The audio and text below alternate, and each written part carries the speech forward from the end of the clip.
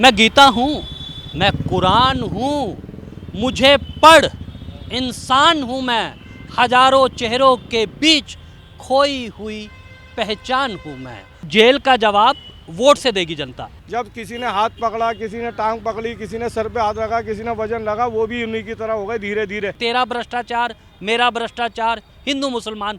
आज आप क्या सोचते हैं? कि हमारा कोई दुश्मन नहीं है। दुश्मन हमारी सोच हो सकती है, जो हमें नुकसान पहुंचाने की कोशिश करता है वो हो सकता है हमारा दुश्मन, बाकी हमारा कोई भी दुश्मन नहीं है। एक तरफ मोदी है, एक तरफ केजरीवाल है और राहुल गांधी भी कोशिश कर रहे हैं। वो कोई भी आज तक दुनिया में नेता पैदा नहीं हुआ जिसने पर्सनल अपनी कोशिश से किसी आवाम की भलाई सोची हो या करी हो।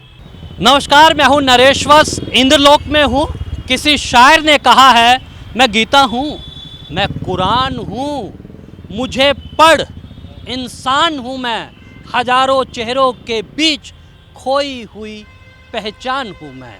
जहां राजनीतिक दल 2024 के लिए वोटों की फसल काट रहे हैं, लेकिन इस रमजान के ईद उल फितर के इस पाक महीने में इंद्रलोक का मुसलमान क्या सोचता है, उससे बात करेंगे। एक सवाल आपसे मैं जानना चाहता हूँ, राजनीति में बड़ा हिंदू मुसलमान हो रहा है, टीवी डिबेट में भी देखते हैं कि तेरा भ्रष्टाचार, मेरा भ्रष्टाचार, हिंदू मुसलमान। आज आप क्या सोचते हैं? हमारी सोच तो ये है कि जो भी इंसान है वो अपनी नीति से ख़राब हो सकता है, बाकी इंसानियत से ख़राब नहीं होता है। और रही बात हिंदू मुसलमान की, हम सबको अपना मानते हैं। हजरत आदम की निस्बत से सब एक दूसरे के भाई हैं, ठीक है। हमारा कोई दुश्मन नहीं है। दुश्मन हमारी सोच हो सकती है, जो हमें नुकसान पहुंचाने की कोशिश करता है वो हो सकता है हमारा दुश्मन, बाकी हमारा कोई भी दुश्मन नहीं है, सब हमारे भाई हैं। रही बात, हमारा राकेश भी हमारे साथ में रहता है, अशोक भी हमारे साथ में रहता है। यहाँ कोई ऐसा मसला नहीं है, यहाँ अल्हम्दुलिल्लाह सब कुछ ओके है, कोई दिक्कत नहीं है। अच्छा, मुझे एक चीज़ ये बताइएगा कि देश में एक नए तरह का माहौल चल रहा है। अभी जो लड़ाई है वो दो धुरों पे बट गई है। एक तरफ मोदी है, एक तरफ केजरीवाल है और राहुल गांधी भी कोशिश कर रहे हैं। हालांकि दिल्ली में तो वो अब उन्होंने छोड़ दिया है कि आप पार्टी के पीछे लग गए हैं। वो क्या देखते हैं, क्या माहौल देखते हैं आप? देखो जी, जितने भी राजनेता हैं वो हमारे नज़दीक सारे बराबर हैं, क्योंकि सबका मसला एक ही है, वो सीट हासिल करना।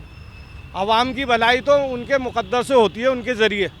वो कोई भी आज तक दुनिया में नेता पैदा नहीं हुआ जिसने पर्सनल अपनी कोशिश से किसी आवाम की भलाई सोची हो या करी हो। जो भी भलाई हुई है आवाम की मुकद्दर से हुई है। राजनेता का उसमें कोई कमाल नहीं है, और जो थोड़ा बहुत हक दिया है वो उनका हक था जो दिया है। मसलन 100% हक है तो उसमें से 20% दिया गया, 80% मारा गया है आवाम का हक हर पहलू पे। हर पहलू पर हक मारा गया है। क्या नाम आपका? मोहम्मद जमील। मोहम्मद जमील साहब, अब तो ये जो कूलर मार्केट है, पंखों की मार्केट, अब ये रौनक बढ़ रही है, कैसा लग रहा है? बहुत अच्छा लग रहा है। पहले की बात और थी, अब जब से जो बीजेपी आई है यहाँ पे सब रौनक दिन पे दिन कम होती जा रही है, और सब कारोबार, सब धंधे, सब अपने हालात सब ऐसे ही हुए हैं। अच्छा, पहले जैसी कोई बात कारोबार पे कितना असर पड़ा है? कम से कम 60% पड़ा है जी। अच्छा, मुझे ये बताइए, वोट आ गया है, इस समय ये सवाल उठाने का है कि काम धंधे चौपट हो गए हैं, जैसा आप कह रहे हैं, रोजगार नहीं है। इस पर भी दो चीज़ें हो रही हैं।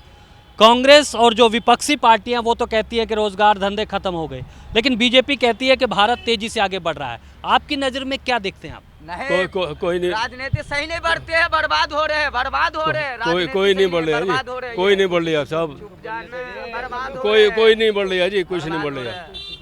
बढ़ लिया तो वही 2 नंबर वाला बढ़ लिया है। आम आदमी जो मजदूर आदमी है, जो वो ऐसा है ना, लोकल आदमी, वो नहीं कुछ हो रही है उनको। तो यहाँ तक के पटरी, कोई रिक्शे वाले, बाजार वाले हैं, उनको भी नहीं लगने दे रहा है। त्यौहार आ रहा है, त्यौहार पे अपने कोई कहीं कपड़ा लत्ता कुछ बिक रहा है, वो भी नहीं बेचने दे रहा है।